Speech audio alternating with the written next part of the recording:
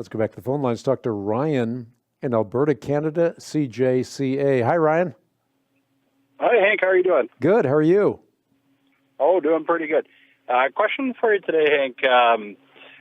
After the flood, how did all the different animals and creatures get to the different continents and islands in the world? Does the Bible say anything about that, or is there theories? The Bible doesn't say anything about that whatsoever, and I think that a lot of people get hung up trying to take the flood account in a way that the Bible doesn't intend it to be taken. The biblical text is not designed to communicate whether the flood was global with respect to the earth or universal with respect to humanity. That debate is ultimately settled by a proper reading of the book of nature. So this is not something that we have to grapple with. Maybe people in the secular community have to grapple with this, but Christians don't have to grapple with this issue.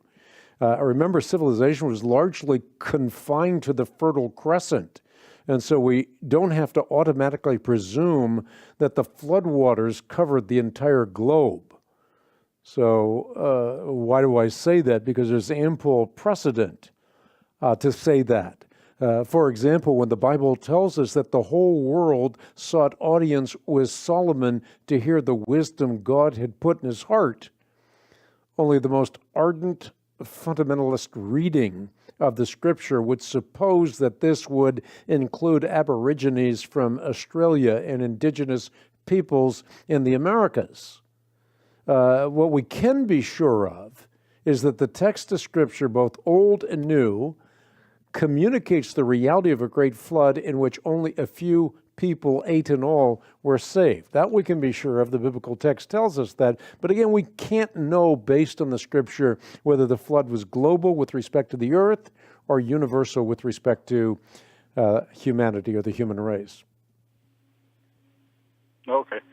So if I were, I guess part of the reason that I ask is my brother-in-law, he's very much into science, and if I were ever asked the question trying to witness to him, how would I reconcile that in a way to him that makes sense to answer the question? Yeah, well, say, look, I mean, he's looking at exactly the right area of human knowledge to figure out the answer to that question, which is to say, you don't want to look to the Bible to answer this question because the Bible isn't designed to answer this question any more than the Bible is designed to answer the question of how old the universe is. If you want to find out answers to those questions, then you have to find those answers in the realm of the book of knowledge. Excuse me, not the book of knowledge, but the book of nature. God has placed his imprimatur on the universe that he created, and we want to look at that universe for clues as to how these things unfolded. We don't want to look at the Bible because the Bible isn't designed to answer that question. God has, again, the book of knowledge, which way of communicating the idea of Scripture, but he also has the book of nature. And the heavens declare the glory of God. His eternal power, his divine nature, seen through what has been made so that men are without excuse. So we can look at the universe that God has created to get answers to questions such as how old is the universe? Was the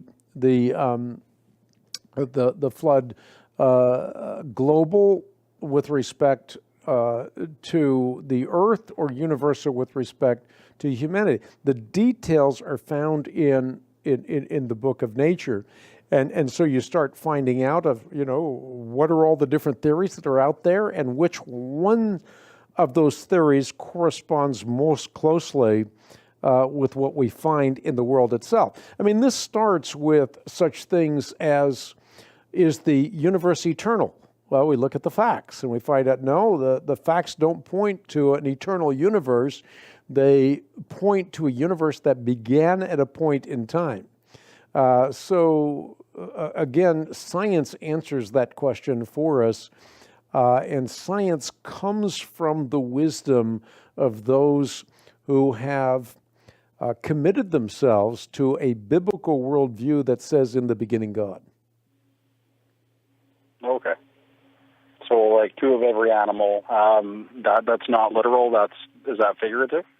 No, I'm not suggesting that the flood account is not a real account that took place. In fact, I said exactly the opposite. Both Old and New Testament communicate the reality of a great flood in which only a few, 8 in all, were saved. And they were saved as a result of Noah's Ark. And Noah's Ark is not mythology. Noah's Ark is something that that corresponds to reality. So you can look at flood accounts that are corrupted, but they are explained by a common inheritance. To put that another way, they all derive from the same source, an actual event. And it stands to reason that as descendants of Noah drifted from God and from one another, human embellishments and interpretations would be imported in the actual historical event. So if you look at corrupted flood accounts, well, you have unpredictable gods that clutter the text, and details that can be tested in an age of scientific enlightenment end up not corresponding to reality. So in the Epic of Gilgamesh, for example, there's a cube-shaped ark. Well, we know that that would not have been seaworthy. We know that in an age of scientific enlightenment. However, if you test the ark, exactly the dimensions and the construction of the ark is precisely what we would predict for something seaworthy in a great deluge. And so the details with respect to the animals going onto the ark are given, and there's no reason whatsoever to think that that's metaphorical. However, having said that, I'll go back to my basic point. The Bible simply does not tell us whether the flood was global with respect to the earth or universal with respect to humanity. And the reason that this makes sense is, as I said earlier, since civilization was largely confined to the Fertile Crescent, we don't have to automatically presume that the floodwaters cover the globe.